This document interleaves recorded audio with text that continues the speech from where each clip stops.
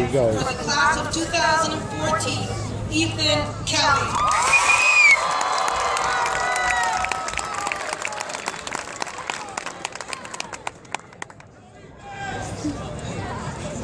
Well, good morning, everyone, and a very special good morning to my Uncle Billy, somewhere in the back seat, because he was entirely responsible for my presence here today. Now, before I begin, I want to make an observation. I noticed that no one is wearing a striped sweater today, and to say that is disappointing would be an understatement. The best time to wear a striped sweater is all the time. So, before we get to the meat and potatoes of this speech today, I ask one thing of you all. If you would join me in pointing your thumb towards your pinky across your palm, this. If you can do that, I would be very grateful, and I will explain this request shortly. This next 5 minutes of your life is going to be revolutionary. There's a summary of everything that Longwood has done for me. I will travel through time from kindergarten to today to bring you valuable teachings. And for those of you who had hoped to hear my 2,000-word sentence, I'm sorry to say that you will not at this time. The secret passphrase is meatball, meatball, spaghetti underneath, ravioli, ravioli, give me the formula. When I started my career here at Longwood, I was not the person you see here today. I could not draw or cut in a straight line. I colored apples incorrectly. I avoided social interaction at all costs. Now you may be asking yourself, how could someone like Ethan have not been cool for his entire life? Well, that is a valid question. You should instead be asking, why is Ethan using the word cool to describe our thoughts? Us kids today prefer coral, as in that nose job is so coral. Well, the simple answer to the first question is that I have grown. Almost 3 feet, actually. In all seriousness, my experiences here have changed me. Elementary school was when I began to mingle with other people. I had to learn to be somewhat social. The most memorable thing about elementary school, however, was definitely the indent dance. I distinctly remember my 2nd grade teacher, Mrs. Montemuro, punching in the air to remind everyone to indent their paragraphs. Here, I'll show you how it works.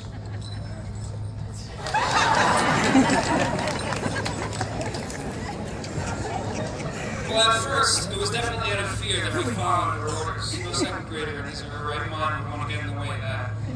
Over time, we began to accept it. Without that, I would have probably failed most of my tests up to this point.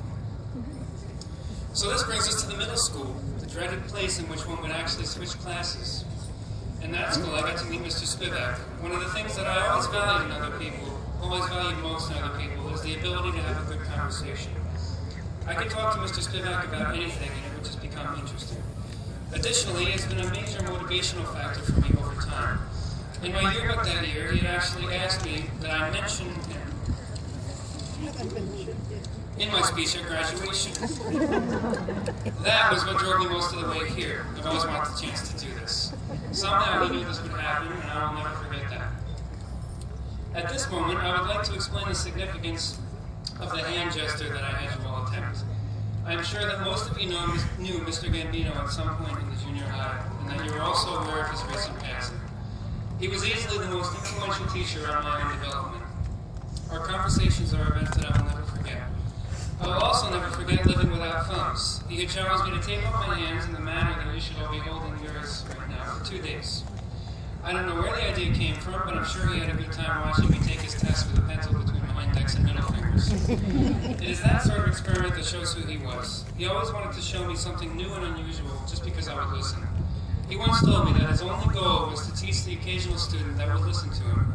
His passion for his job came out of his desire to inspire others. That is something that all teachers should live by.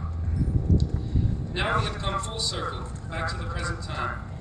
Since you are all from the high school, I am sure you've already made your own decisions about its value. I am also sure that, just like me, you came up to this building saying, there it is, the finest schooling establishment ever established for school. Longwood High School, home of the spicy chicken sandwich with the no electronic devices sign out front. I've waited years for this moment. Unable to change that, I will just relay a few messages to those that I have met over the last 4 years. I want to say that there has never been a dull moment in one of my science classes.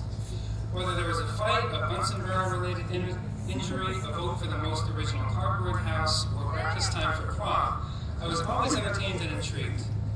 I also need to mention my AP Spanish literature class. Through the tremendous efforts of Senora Hill, we were able to become the first at Longwood to take it. That is an achievement in itself. I also know that we all got 5s on that exam. To the Quiz Bowl team, to quote Valerie, you're a great group of guys.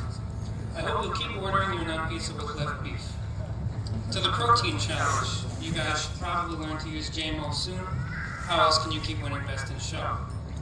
To the Ocean Science Bowl, I was glad to be a part of the team. I grew up with you and even got to see Phil's silky, flowing shoulder-length hair in 9th grade. To the robotics team, make sure you come in first next year, because I know that a water game is finally coming, and therefore you'll be 6 months ahead of the game. Richie, while you're not programming the robot next year, you should see if you can get some shut-eye in the basement. I doubt they'll look for you there. And finally, to all those Kevins out there, hi, Kevin. I'm your biggest fan. And now, I will finish off with a quote from the man, the myth, the legend, Lemony Snicket himself. This is what you take from my speech. Entertaining a notion, like entertaining a baby cousin or entertaining a pack of hyenas, is a dangerous thing to refuse to do. If you refuse to entertain a baby cousin, the baby cousin may get bored and entertain itself by wandering off and falling down a well. If you refuse to entertain a pack of hyenas, they may become restless and entertain themselves by devouring you. But if you refuse to entertain a notion, which is just a fancy way of saying that you refuse to think about a certain idea, you have to be much braver than someone who is merely facing some bloodthirsty animals, or some parents who are upset to find their little darling at the bottom of a well. Because nobody knows what an idea will do when it goes off to entertain itself. So you should all entertain your notions. Maybe you can actually get something done that way. I will now bid you all farewell and allow for the transition to Phase 2, Electric Boogaloo.